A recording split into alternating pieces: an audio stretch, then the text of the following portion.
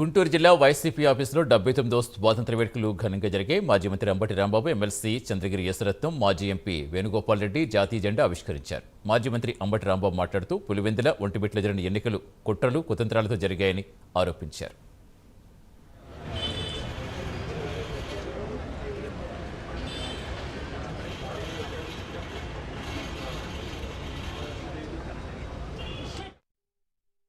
దేశానికి స్వాతంత్రం తీసుకురావడం కోసం అనేక రకాల పోరాటాల తరువాత 79 సంవత్సరాల క్రితం బ్రిటిష్ పరిపాలకులు భారతదేశాన్ని వదిలిపెట్టి వెళ్ళిపోయారు. అప్పటి నుంచి భారతదేశంలో స్వతంత్రంగా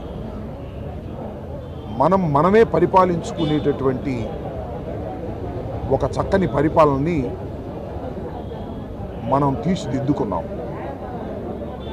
ఒక ప్రజాస్వామ్యమైన పరిపాలన అంటే ప్రజలు ఎవరినైతే ఎన్నుకుంటారో వారు ఈ దేశాన్ని, ఈ రాష్ట్రాన్ని, ఈ ప్రాంతాన్ని పరిపాలించుకోవాలి అనేది మన రాజ్యాంగం చెప్పేటటువంటి మూల సూత్రం.